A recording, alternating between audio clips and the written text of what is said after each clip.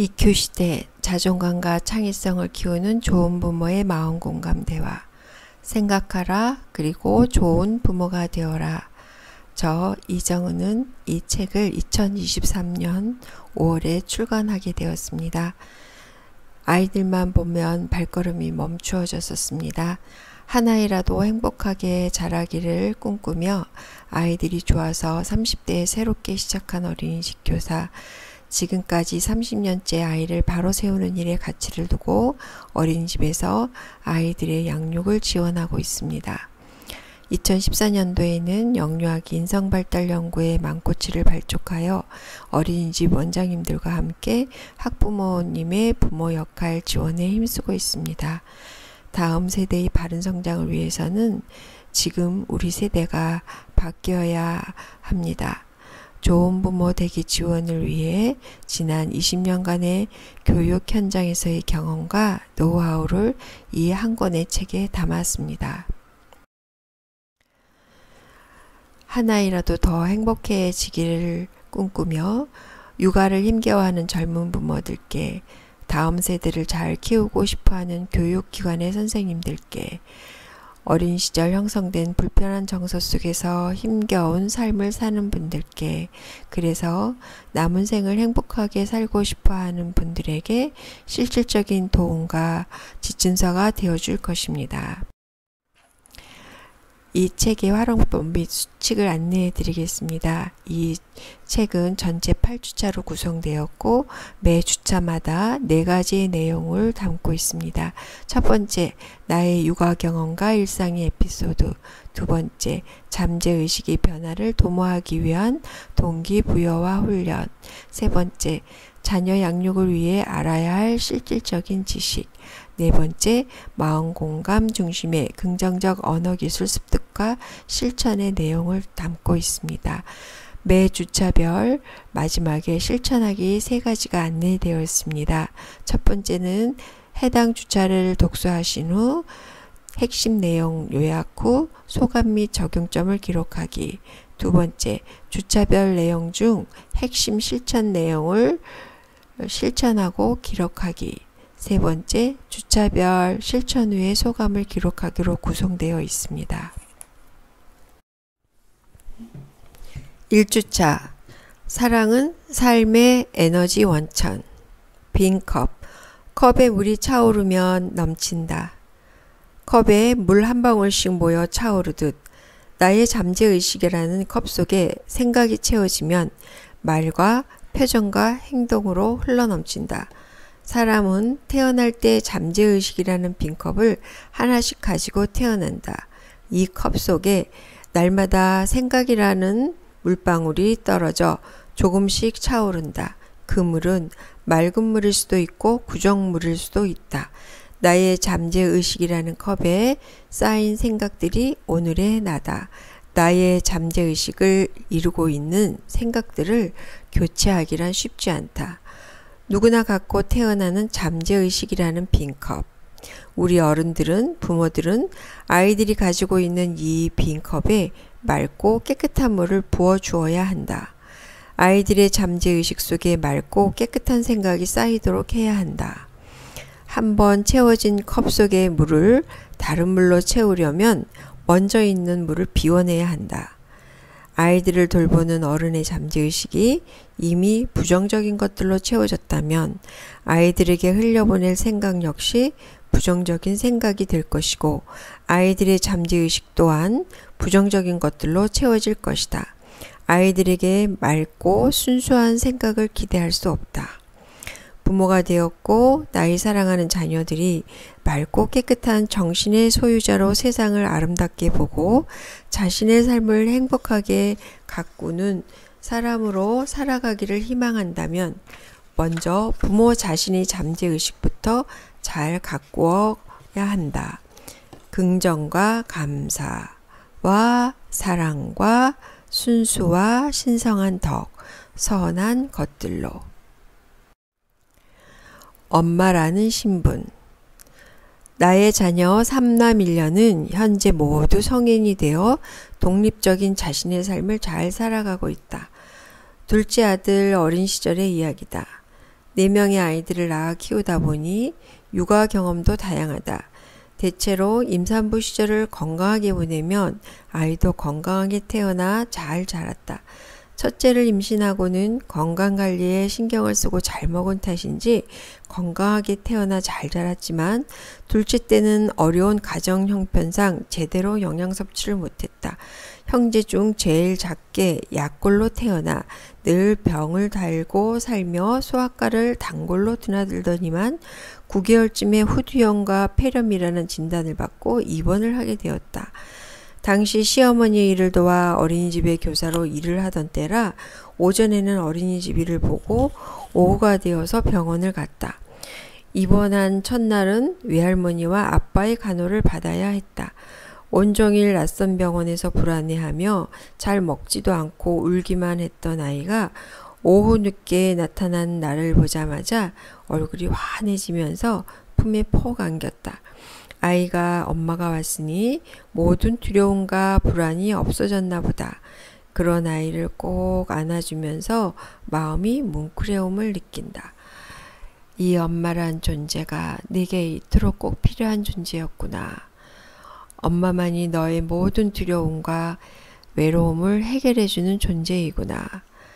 이 아이에게 꼭 필요한 유일한 엄마라는 존재의 의미가 내면에서 솟구치는 삶의 힘을 느끼게 한 순간이었다. 엄마는 스펙이 아니다. 수년 전에 제작된 나를 아주 화나게 한 피로회복제 광고가 있다. 유아기쯤 되는 어린 두 아들이 욕실에서 신나게 물장난을 하고 있고 엄마는 옆에서 돌보고 있다. 지친 듯한 엄마의 얼굴이 화면에 클로즈업 되면서 감성 어린 목소리의 나레이터가 다음의 문장을 낭독한다. 세상에서 태어나 가장 많이 참고 일하고 배우며 해내고 있는데 엄마라는 경력은 왜 스펙 한 줄 되지 않는 걸까? 헝클어진 부수수한 머리를 한 주인공은 한숨을 지으며 피로회복제를 마시고 표정이 밝아진다. 보는 이로 하여금 공감하며 감성을 자극하기에 충분한 영상이다.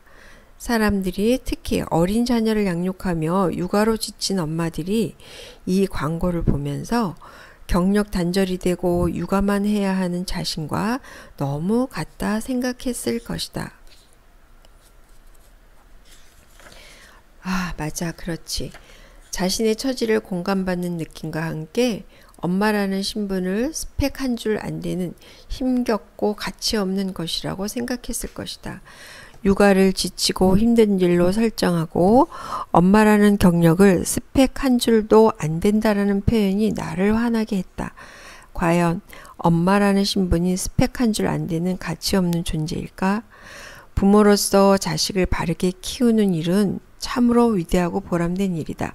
육아가 지치고 힘든 일이 아니라 내 삶의 기쁨이고 존재 이유가 되면 육아는 한없는 축복이고 감사이다. 엄마라는 신분은 경력 단절이 아니며 그 어떤 스펙과도 비교할 수 없는 위대한 일이다. 자식에 대한 엄마의 사랑만큼 애절하고 강한 것은 없다. 자식을 위해서 아낌없이 준다. 자녀를 키운다고 경력이 단절되는 것이 아니다. 왜 남편과 같이 낳은 자식인데 엄마만 자식을 키워야 하느냐고 항변할 일이 아니다. 여자에게는 남자와 달리 모성 본능이 있고 자녀를 양육할 수 있는 신체적인 기능과 정서를 갖고 태어났다. 어머니로서 여자다움과 아버지로서의 남자다움을 갖고 부모가 되어 각자의 역할을 따라 함께 가정을 일구고 자녀를 양육할 수 있도록 창조되었다. 그러니 맘충도 아니고 여자가 육아를 많이 감당해야 한다고 손해볼 일도 아니다. 자식을 잘 키우는 것만큼 보람되고 위대한 일은 없다. 자식에 대한 엄마의 사랑보다 더한 사랑은 이 세상에 없다. 부모의 역할을 잘 수행하고 자식이 잘 성장하여 자신의 삶을 행복하게 잘 꾸려가는 것을 보는 것만큼 더한 기쁨은 없다. 인간이 누리는 최고의 행복이다. 내가 인생을 참 잘 살아냈구나. 인생의 노년기에 자신의 일생을 돌아보며 성공한 인생으로 잘 살았다고 인생을 통합하며 내릴 수 있는 결론이다.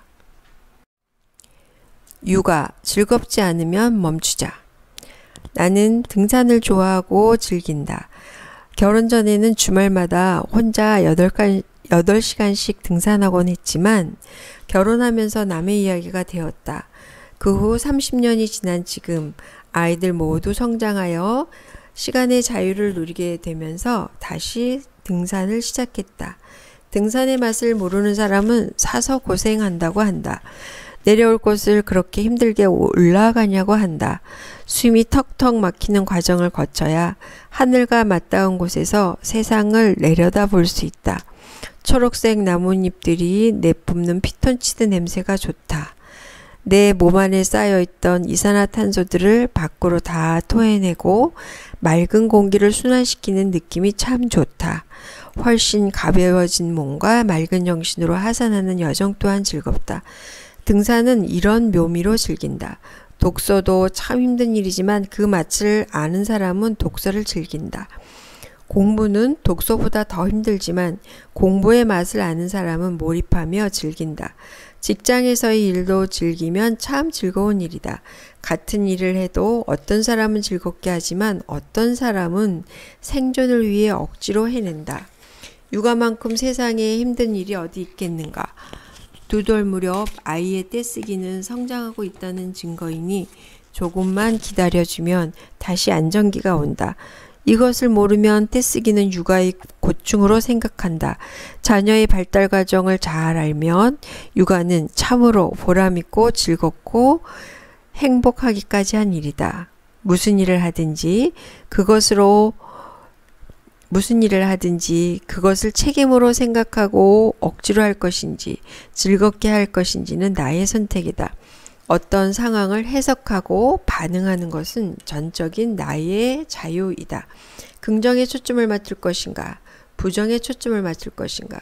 무슨 일이든지 즐겁지 않으면 그 일을 하는 순간은 행복하지 않고 그러한 감정은 주변 사람에게도 행복하지 않은 기운으로 흘러간다. 내게 주어진 일, 내가 하는 일이 즐겁지 않으면 그 일을 멈추고 관찰자가 되어 나를 바라보는 시간을 가져보자. 해야 할 일이 즐겁지 않다면 즐거운 요소를 찾아 즐거움이 되도록 나의 의식을 바꾸든가, 그래도 즐겁지 않거든 다른 것을 찾아 선택하고 현재 상황을 벗어나는 것도 좋다. 억지로 한다면 먼저 나 자신이 행복하지 않고 다른 사람에게도 부정의 에너지가 흘러간다. 세상 살면서 어찌 즐거운 일만 할 수 있는가? 힘들어도 참고 하는 것이지. 모두 그렇게 살아간다 라며 체념하듯 살지 말아야 한다. 가정에서든 직장에서든 관계 속에서든 오늘 여기 나에게 주어진 상황을 즐기려면 잘 생각해야 한다. 즐거움의 요소를 찾아내야 한다. 분명 즐거운 요소는 있다. 어린아이가 놀이를 즐기며 행복해하듯 진정으로 무슨 일을 하든지 즐기는 자는 내면으로부터의 자유가 있다. 부정적인 사람은 상황에 대한 해석을 즐거움보다는 부담으로 대한다. 그러나 긍정적인 사람은 자신이 처한 상황을 자주적이고 주도적인 생각으로 바라보고 즐긴다. 누구에게 종속되어 피동적이지 않고 자신의 삶을 사랑하며 창조하며 즐기는 사람이다. 사람을 대할 때는 사랑을 품고 생각하라. 주어진 일이 즐겁지 않으면 멈추라. 그리고 생각하고 인식을 전환하든지 떠나자. 삶을 항상 기뻐하라. 자녀 양육도 참 즐거운 일이다. 그런데 자녀 양육이 즐겁지 않고 힘겹게 느껴진다면 멈추고 진단해 보아야 한다. 무엇 때문에 힘든지, 처방전은 무엇인지. 자식은 나의 소유물이 아니다. 자식은 나의 소유물이 아니다. 주인이 내게 잘 돌보라고 맡긴 대상이고 그래서 다시 주인에게로 돌려주어야 하는 마음으로 키워내야 하는 존재이다. 내 소유인 양, 내 마음대로 해도 되는 대상이 아니다. 그런데 이런 마음을 가지고 자식을 대하기란 쉽지 않다. 자식을 나의 소유로 생각하기 때문에 나의 자존심을 걸고 내 자녀가 남보다 더 잘하기를 바라는 것이다. 자식이 잘 되면 내가 영광을 누리고 잘못되면 나의 명예가 실추되는 것 같아 부끄럽기까지 하다. 당연한 이치이기는 하겠으나 이런 것에 너무 집착하다 보면 자식이 내 뜻대로 생각하고 행동하고 살아가기를 강요하게 된다. 그래서 자식이 잘못해서 남에게 지적당하거나 경쟁에서 지면 자존심이 상하여 못 견뎌 한다. 자신이 시키는 대로 하지 않아 원하는 결과를 만들어내지 못했을 때는 버럭 화를 내거나 비난과 정죄의 언어를 쏟아내며 자녀들을 노엽게 만든다. 심지어는 신체학대도 서슴지 않는다. 자식은 내가 아니다. 내 자존심을 내려놓고 아이를 아이답게 봐주는 것이 자녀 양육에 큰 유익이 된다. 한 발자국 떨어져 관망의 자세로 자식을 볼 수 있어야 한다. 교사의 입장에서 내게 맡겨진 아이 정도로 생각하면 훨씬 바른 양육을 할 수 있다. 아이의 마음을 읽어보려는 노력이 좀 더 수월해진다. 그래서 아이의 세계를 인정하고 인내하며 관망하기가 가능해진다. 부모로 심고 가꾸는 수고는 하되 온전하게 자라가게 하는 것은 내 영역이 아님을 알고 겸허해져야 한다. 부모들아, 너희 자녀를 노엽게 하지 말라. 말은 보이지 않지만 권위와 권세가 있다. 말로써 사람을 살리기도 하고 죽이기도 한다. 말로 자존감을 세우기도 하고 자존감을 떨어뜨리기도 한다. 부모가 자녀에게 하는 말은 자녀를 비추는 거울이 되어 자신을 인식하게 된다. 부모들이 자녀를 양육할 때 가장 잘 안 되는 것이 존중하면서 키우는 것이다. 부모에게 주어진 권위를 가지고 자녀에게 강요, 지시, 명령, 판단, 비교, 평가 등의 언어로 자녀들을 노엽게 하곤 한다. 부모는 권위가 있어야지만 권위주의가 돼서는 안 된다. 부모는 자녀를 보호하고 필요한 자원들을 공급해 주어야 하나 부모의 권위를 권력으로 남용해서는 안 된다. 내 기분이 좋으면 한없이 존중했다가 그렇지 않으면 버럭 화를 낸다. 내 뜻대로 잘 따라주면 세상을 다 줄 것 같이 칭찬하다가 뜻대로 따라주지 않으면 비난과 정죄의 화살들을 쏟아낸다. 내 자식이니까, 내가 사랑하니까, 어리니까, 힘이 없으니까 라는 생각으로 언어적인 정서학대와 힘의 횡포로 자녀들을 노엽게 한다. 어린 자녀들은 낙심하여 어찌할 바를 알지 못하고 방황하다가 자기도 모르게 아빠, 엄마를 닮은 모습으로 성장해 간다. 이렇게 자란 아이들은 장차 자기의 어린 자녀들에게도 그렇게 할 것이다. 아이들은 부모와의 관계 속에서 아름답게 빚어지기도 하고 험상궂게 빚어지기도 한다. 존중받고 자란 아이는 남을 존중할 줄 아는 사람이 된다. 부모로부터 공감과 배려 속에서 존중받으며 자란 아이들은 자기가 경험한 만큼 다른 사람을 공감하고 배려할 줄 아는 사람이 된다. 부모의 무지함과 힘의 횡포 속에서 분노 가운데 자란 아이는 세상을 비관하며 자신이 그렇게 존중받지 못한 것처럼 다른 사람을 존중하지 못하는 사람이 된다. 아이들은 본능적으로 두려움과 죄책감을 갖고 있다. 부모의 힘과 권위에 의한 억압은 아이들을 두렵게 하며 이런 경험들이 쌓이면 자신은 사랑받을 만한 존재가 아니라는 생각 속에서 분노하고 낙심하게 된다. 억압형의 부모의 양육을 받고 자란 아이들은 불안정 애착이 형성되고 부정성향으로 자신과 세상을 인식하게 되고 인생을 행복하지 않게 살아갈 확률이 높다. 아비들아 너희 자녀를 노엽게 하지 말지니 낙심할까 함이라. 골로새서 3장 21절. 다비드상과 미켈란젤로.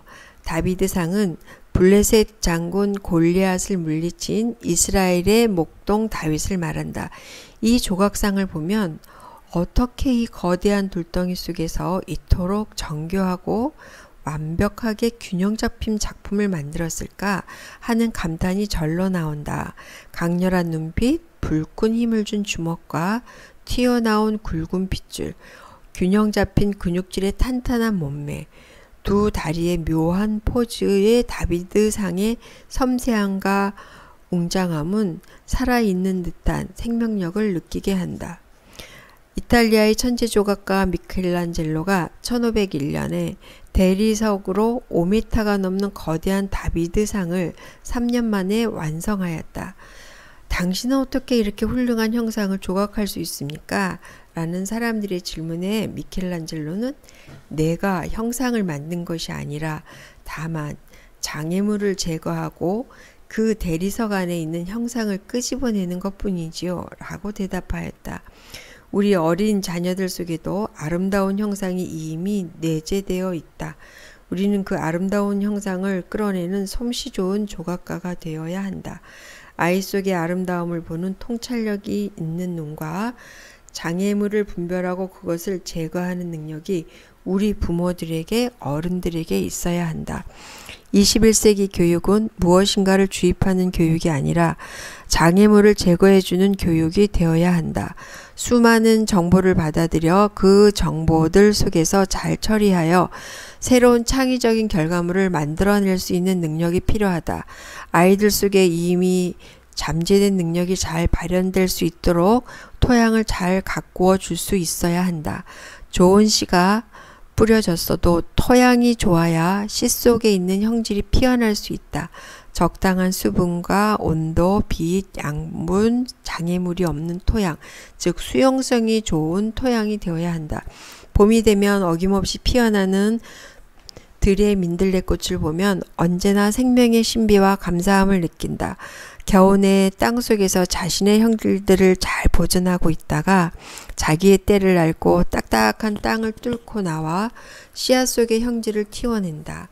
우리 아이들 속에도 이런 형질이 있겠구나.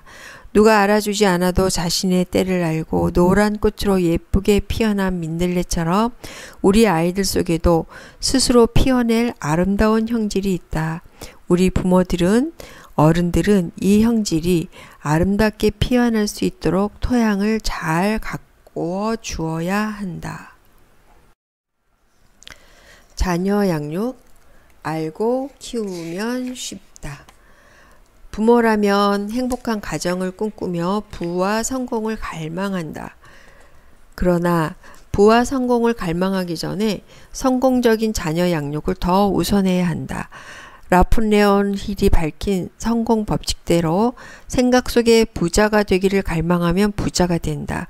그러나 자녀를 둔 사람이라면 인생에서 더 우선해야 하는 중요한 것은 더 깊이 생각하고 좋은 부모가 되는 것이다. 자녀들이 영유아기, 아동기를 지나기 전에 좋은 부모가 되기를 열망해야 한다. 그러면 좋은 부모가 될 수 있다. 적기가 있는 일은 시기를 놓치면 돌이킬 수 없다. 철은 뜨거울 때에 쳐야 원하는 모양을 만드는 것처럼 자녀 양육의 적기를 놓치면 발달 가업을 이루지 못한다. 부모가 되었다면 삶에서 중요한 우선순위를 자녀 양육에 두고 발달 단계에 맞는 부모 역할을 잘 수행해야 한다. 육아는 과학이다. 자연 법칙과도 같이 인간은 태어나 누구나 일정한 순서로 발달이 이루어지고 발달에 따른 욕구가 있다. 이 단계별 욕구를 잘 충족시켜야 하는 것이 부모의 역할이다. 자연은 스스로 정체성을 알고 자신의 때에 맞는 역할을 잘 수행해낸다. 그러나 인간은 스스로 살아가지 못하며 출생하는 순간부터 부모의 돌봄이 있어야 생존해 갈 수 있다. 자녀들이 바르게 성장하려면 단계별로 요구되는 부모의 역할 수행을 잘 해야 한다. 에릭슨은 전 생애에 걸친 인간의 발달 과정을 8단계로 보았고 이는 자연 법칙과도 같아 누구도 예외가 없이 이 순서대로 성장한다.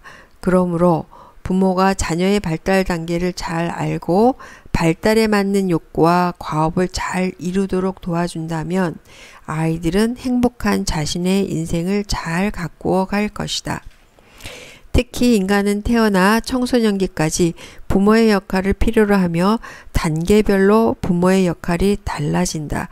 그러나 많은 부모들이 단계별 부모의 역할에 대한 별다른 이해 없이 내 방식대로 부모 노릇을 하다 보니 자녀도 불행하고 자신도 불행한 결과를 초래하기도 한다. 자녀의 발달 단계에 따른 부모 역할을 잘 인지하고 단계별로 바르게 수행해야 한다. 에릭슨의 인간의 심리 사회 발달 8단계. 인간은 누구나 예외 없이 순차적인 성장 과정을 거친다. 에릭슨이 정의한 인간의 심리 사회 발달 8단계는 다음과 같다. 첫 번째 단계는 생후 18개월까지의 애착기다. 이때 부모는 보육자로서의 역할을 수행하며 자녀와의 안정 애착을 통해 신뢰라는 과업을 성취할 수 있도록 해 주어야 한다. 이 시기에 인간은 스스로 생존할 수 없기에 보육자를 절대적으로 필요로 하며 자신을 보호하고 돌보는 주 양육자에 의해 자신과 세상을 인식하게 된다. 주 양육자가 늘 따뜻한 보살핌 속에 자신의 욕구에 바로 반응해 줄 때 세상은 안전하고 자신은 사랑받을 만한 존재로 인식하며 안정애착을 형성하여 삶에 대한 긍정 성향을 갖게 된다. 반대로 주 양육자가 아이를 대할 때 우울해하거나 아이의 욕구에 민감하게 반응하여 즉각적으로 대처해 주지 못하면 아이는 세상에 대한 불신과 자신을 사랑받지 못할 존재로 인식하여 불안정 애착을 형성하고 자신과 세상에 대한 부정 성향을 형성하게 된다. 주 양육자인 부모를 통해 안정애착이라는 신뢰감이 형성되지 않으면 불신감이 자리 잡고 평생에 걸쳐 영향을 받게 된다. 이것이 내적 작동 모델이 되어 잠재의식 속에서 삶의 전반에 걸쳐 영향을 미친다. 이 시기에 형성되는 것이 최초의 기반이지만 성장해 가면서 수정되어질 수 있다는 희망이 있다. 특별히 청소년기는 영아기에 형성된 불안정 애착일지라도 부모의 존중과 지지를 통해 안정 애착으로 리모델링이 될 수 있는 기회이다. 생후 1년 반 사이에 이루어지는 애착 형성, 안정 애착을 형성시킬 것인지 불안정 애착을 형성시킬 것인지 주 양육자의 양육 태도에 달려 있다. 두 번째 단계는 18개월에서 만 2세 영아기이다. 이때 부모가 양육자의 역할을 잘 수행하면 아이는 자율감이라는 과업을 성취하게 된다. 이전 단계에서는 무조건 보호하는 욕구 충족을 우선하는 보육자로서의 역할이 필요했다면 영아기는 아이를 잘 관찰하고 대응하는 양육자로서의 역할을 수행해야 한다. 아이에게 스스로 할 수 있도록 기회를 주고 기다리는 여유와 함께 아이를 집요하게 관찰하는 능력이 필요하다. 아이가 부정적인 감정 속에 혼란스러워할 때는 감정을 잘 인식하고 조절할 수 있도록 돕고 스스로 문제를 해결할 수 있도록 지원해야 한다. 이렇게 부모의 지원을 통해 자신의 감정을 인식하고 조절해 본 경험이 있는 아이는 자존감 있는 아이로 성장하게 된다. 떼쓰기로 삐뚤빼뚤 자리 잡지 않도록 인성의 기초를 잘 놓아주어야 하는 때이다. 걸음마기를 지나 두 발로 당당히 걷게 되면서 세상을 더 적극적으로 탐색하고 자기 인식과 자아 개념이 생겨 자기 중심적인 사고가 강해지는 1차 반항기가 찾아온다. 이 시기에 과업인 자율감이 형성되지 못하면 수치심이 형성되어 아무것도 스스로 하지 않고 의존하는 아이가 될 수 있다. 혼자 걷고 먹고 입고 달려도 보고 넘어지고 다시 일어서고 도전과 실패를 거듭하는 시기이다. 배변 능력도 이때 형성된다. 성공적인 배변 조절 경험은 아이가 자신의 몸을 조절할 수 있다는 첫 번째 경험이 되어 자신감으로 이어진다. 세 번째 단계는 만 3세에서 5세 초등학교 입학하기 전까지인 유아기이다. 유아기의 부모는 훈육자의 역할을 잘 감당해야 한다. 아이를 좀 더 존중하며 스스로 할 수 있는 기회를 주어 솔성감이라는 과업을 성취할 수 있도록 도와야 한다. 사회적 규범과 도덕성이 형성되는 시기이므로 옳고 그름의 규범과 규칙을 알려주어야 한다.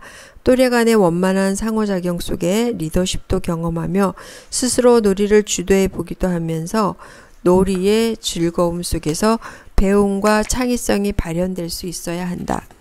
만약 이전 발달 단계에서 이루어야 할 안정애착에 기반한 자율감과 자존감 형성이라는 과업이 잘 수행되지 않았다면 이 단계에서의 솔선감과 창의성이라는 과업을 성공적으로 이루기는 어렵다. 네 번째 단계인 아동기는 초등학교 학년기를 말한다. 아이는 지금까지 경험된 것을 바탕으로 전두엽이 왕성하게 활동하는 가운데 논리적인 사고 능력도 발달해 간다. 부모는 격려자와 지지자의 위치에서 아이가 주도적으로 잘 해낼 수 있도록 지켜봐주고 환경과 기회를 만들어 주어야 한다. 아이들은 엄마의 품을 떠나 부모의 품을 떠나 홀로 학교에 다니기 시작한다. 세상을 더 적극적으로 알아가고 또래 관계 속에서 세상을 배워가게 된다. 다양한 경험을 갖게 해주고 성취감을 맛보는 기쁨을 많이 누리도록 해주어야 한다. 성취감을 누리면서 근면감이 형성된다. 가족과 함께 행복한 추억을 만들거나 부모와 함께하는 고난과 역경의 경험을 통해 성취감을 맛보게 하는 것은 좋은 자양분이 된다. 이러한 경험이 풍부한 아이들은 공부도 주도적으로 하면서 스스로 설정한 목표에 도달하는 기쁨도 즐길 줄 아는 아이가 된다. 그렇지 못하면 열등감이 자리 잡게 되어 다음 단계인 청소년기를 건강하게 맞이하기 힘들게 된다. 다섯 번째 단계, 청소년기는 중고등학교 시기이다. 이 시기의 아이는 자아 정체감을 형성해야 한다. 부모보다 친구들의 말에 더 귀를 기울인다. 부모는 한 발짝 물러나 자녀가 필요로 할 때 다가가는 상담자로서의 역할이 필요하다. 이 시기는 잠시 전두엽이 온전한 기능을 발휘하지 못하여 이성적인 판단과 감정 조절이 어렵다. 대신 변형계가 활발하여 외모에 치중하고 또래 관계가 우선이 되고 자신의 우상을 찾기에 바쁜 시기이다. 자아 정체감의 혼돈 속에 가치관 혼란의 시기를 보낸다. 그러므로 부모는 자녀가 청소년기가 되기 전에 거의 모든 작업을 끝내야 한다. 부모는 멀찍이 물러나 자녀가 필요로 할 때 친구 같은 상담자 역할을 해주면서 자녀에게 대한 존중과 무한 신뢰를 해주어야 한다. 영유아기의 안정애착이 잘 이루어지지 않았다면 청소년기의 안정애착으로 전환할 수 있는 적기이다. 부모는 든든한 울타리가 되어 믿음 가운데 아낌없는 지지와 격려를 보내며 기다려줄 때 자존감이 회복될 수 있고 혼돈의 시기를 잘 극복해 갈 수 있다.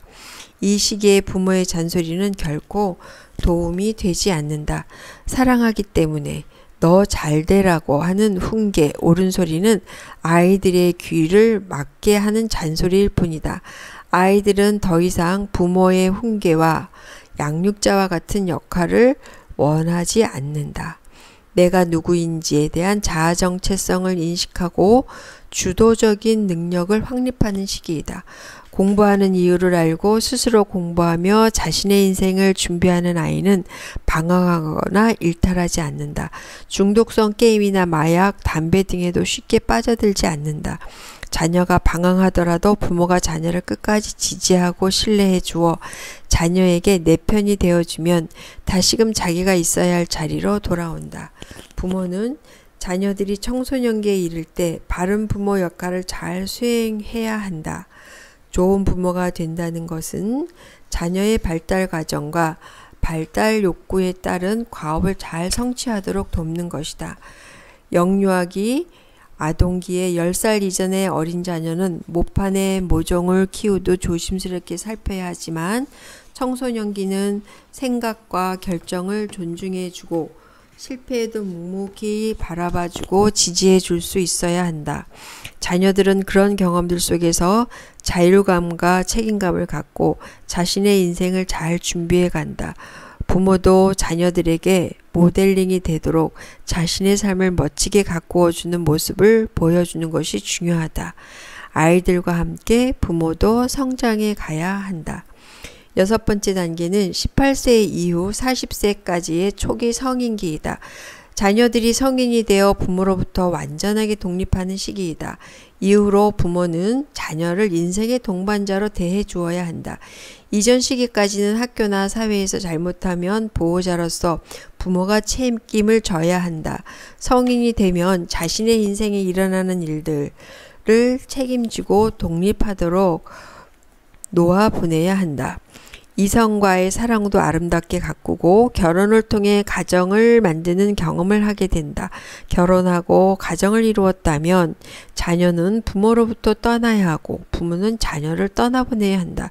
정신적으로 경제적으로 부모를 떠나는 시기이다. 부모는 자녀의 삶을 존중하고 간섭하지 않으며 부부 중심의 삶을 존중해 주어야 한다. 부모가 자녀의 경제적인 문제에 개입하거나 가정의 대소사를 조정하려 해서도 안 된다. 부모는 이제 공경의 대상이지 복종의 대상이 아니다. 같은 성인의 입장에서 서로를 존중할 수 있어야 한다. 7번째는 40세 이후 65세까지의 중년기이다.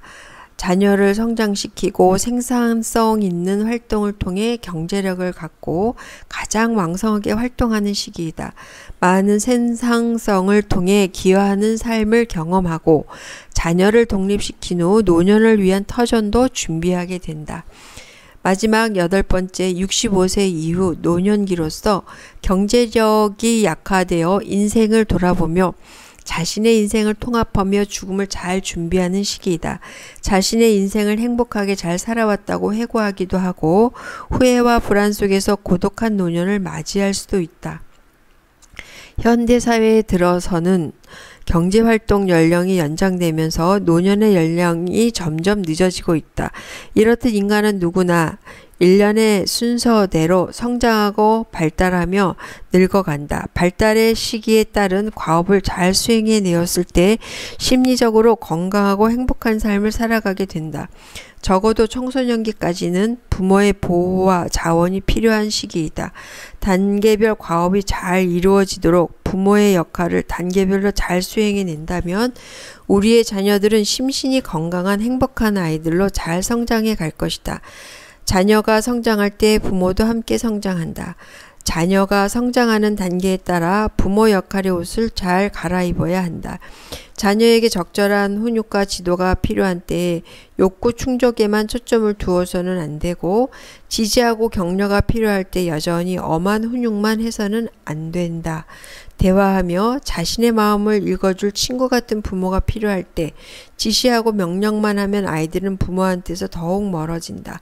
자녀의 발달 과정과 발달 과업을 잘 이해하고 부모 역할도 잘 수행해야 한다. 인상은 내가 만든다. 관상은 태어나면서 주어진 얼굴상이다. 이것은 선천적이라 내가 어찌할 수 없다. 인상은 마음의 상태에 따라 만들어지는 상이다. 눈은 마음의 창이고 입은 생각의 표현이라고 한다. 정신세계 마음에 맑은 사람은 눈이 맑다. 정신이 혼미한 사람은 눈에 초점이 흐리고 눈에 총명한 기운이 없다. 좋은 생각, 즐거운 생각을 할 때에는 입꼬리가 올라간다. 만국 공통의 표정, 입꼬리가 올라가는 미소는 모두에게 편안함을 준다. 좋은 인상을 만들려면 입꼬리와 눈꼬리를 올리면 된다. 그런데 억지로라도 이렇게 하면 정말 기분이 좋아진다. 이것이 웃음 치료의 기법이기도 하다. 우리의 뇌는 우리가 미소를 지으면 기분 좋은 일이 있다는 신호로 인식하고 엔돌핀을 생성한다고 한다. 엔돌핀은 우리의 몸을 좋게 활성화하고 면역 체계를 좋게 만들어 병에 대한 저항력이 생기게 한다.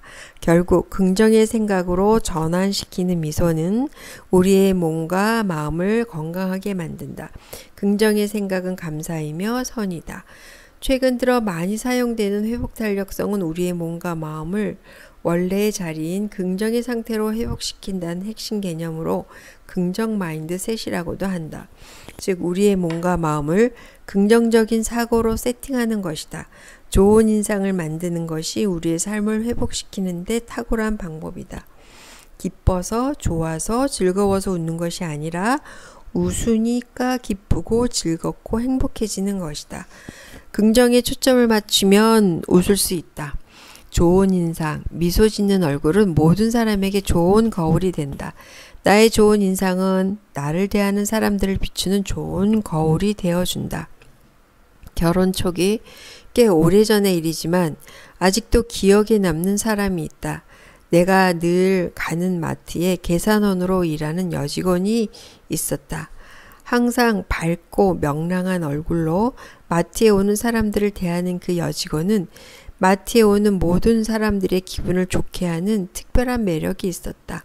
항상 한결같이 밝고 친절하기에 마트 사장님 딸인 줄 알았다. 어느 날 마트에 그 여직원이 보이지 않기에 안부를 물었더니 고향에 계신 부모님 일을 돕기 위해 일을 그만두게 되었다는 소식을 듣고서야 남인 줄 알게 되었다. 지금도 그 아가씨를 생각하면 나도 그런 사람이 되고 싶다는 생각을 하곤 한다. 남자들은 결혼 전에는 얼굴이 예쁜 여자를 선호한다. 결혼하고 신혼이 지나 다시 물어보면 한결같이 마음이 예뻐야 한다라고 한다. 웃는 아내가 더 좋다고 한다. 웃는 얼굴은 마음이 평화로울 때 짓는 표정이고 그런 표정은 상대로 하여금 나는 상대를 행복하게 하는 존재로구나 인식하게 한다. 그래서 좋은 인상, 웃는 얼굴을 하는 것은 상대를 비추는 좋은 거울이 된다. 날마다 눈만 뜨면 대하게 되는 자녀에게, 배우자에게 웃는 얼굴로 대하면 하루를 기분 좋게 맞이하고 보내게 된다. 하루를 시작하는 기분 좋은 에너지가 하루의 삶을 좌우하게 만든다. 인상을 만드는 것은 내 노력과 의지로 된다. 입꼬리 올리고 눈꼬리 올리고 바라만 보아도 된다. 미소는 보약이다. 창조자가 인간에게만 주신 선물이 있다. 미소이다. 나도 물론 미소가 있다. 값없이 누구나 가지고 태어난 미소. 그 미소를 자주 사용해야 한다. 미소는 보약과도 같다. 나에게도 보약이고 상대에게도 보약이다. 갓난아기도 베네짓을 하면 미소 짓는다. 아이들은 웃을 때 참 예쁘다. 밝은 마음에서 나오는 웃는 얼굴, 미소 짓는 얼굴은 누구나 예쁘고 상대를 기분 좋게 한다. 나는 사람들을 기분 좋게 하는 미소를 갖고 있다라고 자신에게 말하며 입꼬리와 눈꼬리를 올려보자. 거울을 볼 때마다 나에게 미소 지으며 말해보자. 너는 웃을 때가 제일 예뻐. 일상에서 만나는 사람들을 대할 때 무뚝뚝한 표정일 수도 있고 밝은 미소 짓는 표정일 수도 있다. 물론 전적인 나의 선택이다. 언제 어디서나 가진 나의 미소, 나를 대하는 모든 사람에게 밝은 미소를 지어보자. 미소를 짓다 보면 어느새 내 마음도 미소 짓고 있다. 길을 걸으면서도 나의 얼굴을 의식하고 미소를 짓자. 나는 모르지만 모든 순간에 나를 보고 있는 사람이 있다. 나를 보는 모든 사람에게 나의 밝은 미소로 그들에게 편안함을 주자. 나의 무뚝뚝한 표정이 누군가에 인식된다면 내 얼굴을 통해 그의 모습을 반영해 준 것이다. 나에게 기분 나쁜 감정이 있나? 저 사람은 내가 항상 마음에 안 드나? 나의 밝은 미소가 누군가에게 인식된다면 나의 미소로 그 사람의 마음은 밝아진다. 기분이 좋아 보이네. 어쩔 수 없이 노년에 얻는 주름진 얼굴은 그 사람의 살아온 흔적을 느끼게 한다. 늘 밝은 미소를 지으며 살았던 사람은 주름 또한 미소진 모습으로 생긴다. 그러나 평생 불평과 불만과 우울의 표정으로 살았던 사람은 노년의 주름이 그를 말해준다. 주름은 늘 사용했던 근육의 모양으로 생기기 때문이다. 40세의 내 얼굴, 나의 작품. 40대가 되면 자기 얼굴에 책임을 져야 한다고 한다. 얼굴은 그 사람이 살아오면서 갖고 온 인격을 반영한다. 대개 사람들은 화장실에 가면 거울로 자기 얼굴을 본다. 나 역시 화장실 거울에 비춰진 내 얼굴을 대할 때 무표정하거나 심지어 우울해 보이는 나를 발견할 때면 우울해 보이네 라는 생각이 들어 밝은 표정을 만들어 보려 애쓴다. 순간적으로 내 인상을 웃는 얼굴로 만드는 것은 쉽지만 이런 인상을 일상에서 일관되게 유지하기란 쉽지 않다. 마음속에서 일어나는 생각들이 밝아야 밝은 인상의 얼굴을 만들 수 있다. 표정은 감정을 나타낸다. 감정은 생각의 반영이다. 생각은 나의 관점에서 시작되고 관점은 나의 무의식 세계의 지배를 받고 있다. 부정적인 정서를 가진 사람들의 표정은 대체로 무표정하거나 무뚝뚝하다. 특히 대한민국의 중년 이상의 대부분의 남자가 그렇다. 우리나라의 남자는 권위를 갖고 무뚝뚝하고 감정을 드러내지 않는 것이 가부장적인 유교 문화에서 성장한 남자들의 일반적인 정서였고 그것이 오늘날 우리 젊은 세대까지 정서적으로 되물림되고 있다. 사람들은 대개 즐거운 일이나 기쁜 일을 만나면 당연히 웃는다. 그렇지 않을 때 웃기란 쉽지 않다. 우리는 일상에서 날마다 얼굴을 마주보는 관계들이 있다. 상대가 웃는 얼굴로 나에게 반응하면 기분이 좋아진다. 처음 보는 사람인데 마주쳐 지나가면서 안녕하세요 밝게 인사를 해주면 나도 기분이 좋아지면서 인사를 하게 된다. 출근해서 직장 동료들이 밝게 인사해주면 마음이 참 밝아진다.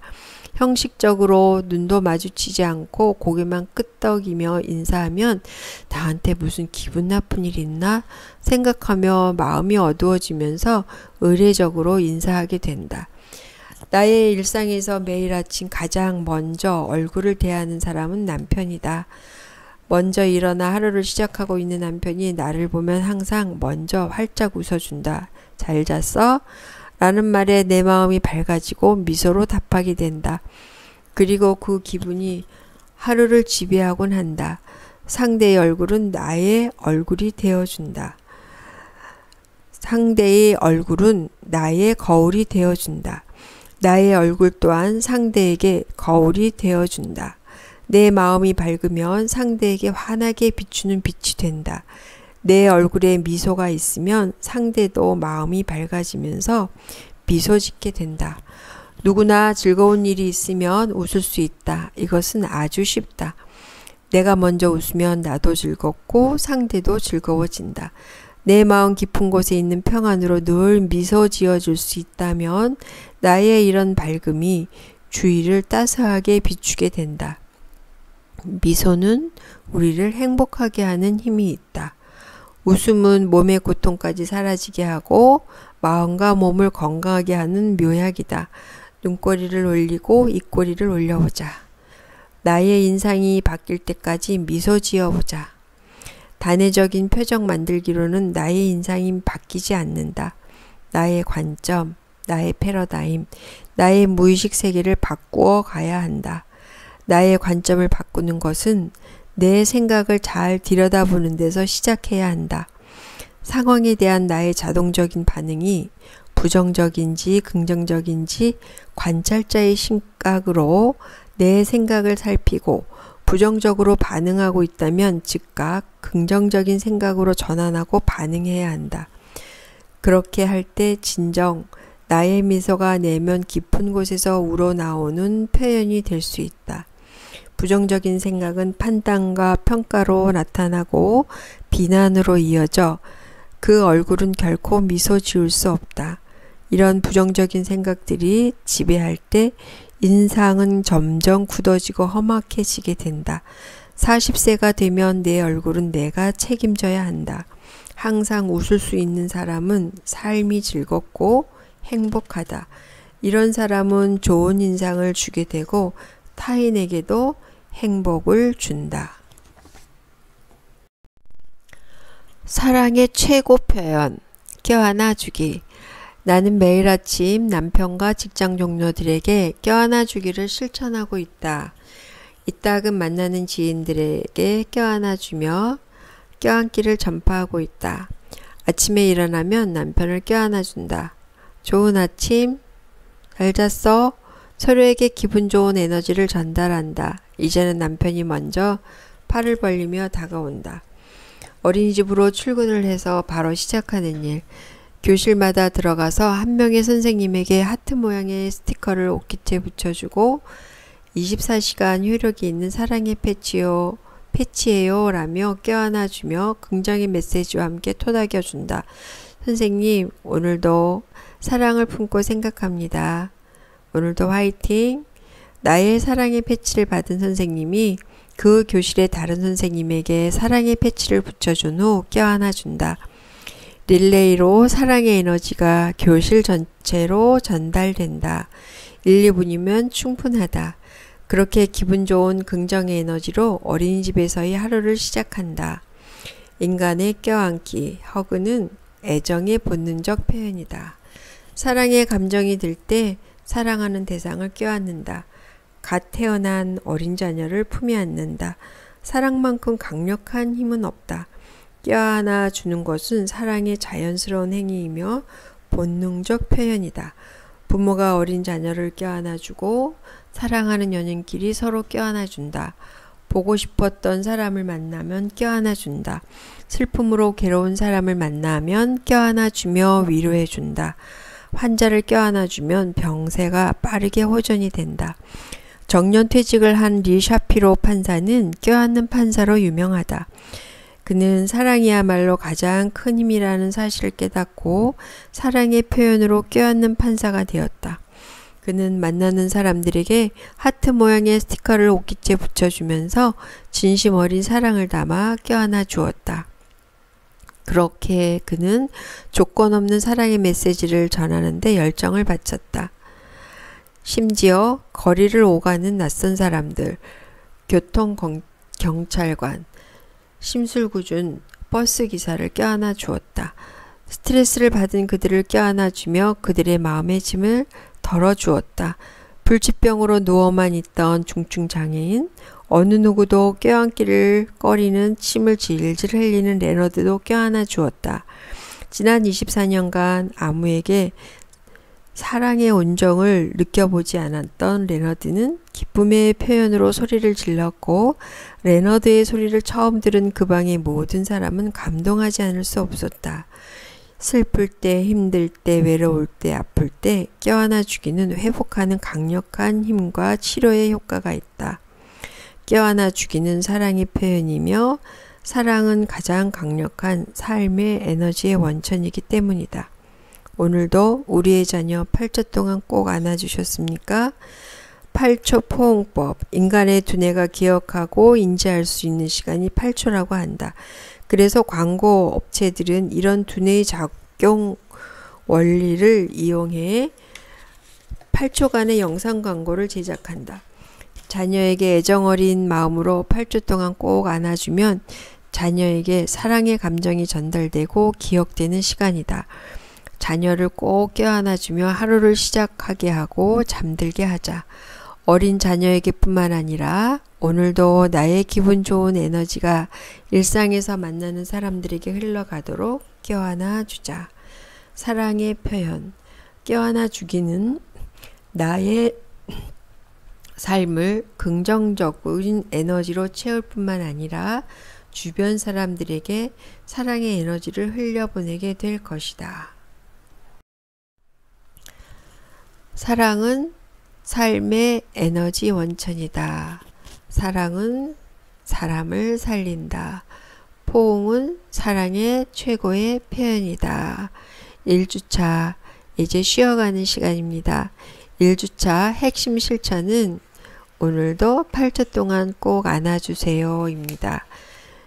자, 먼저 1번 1주차의 핵심 내용 그리고 소감 및 적용점을 간략하게 기록해 보세요.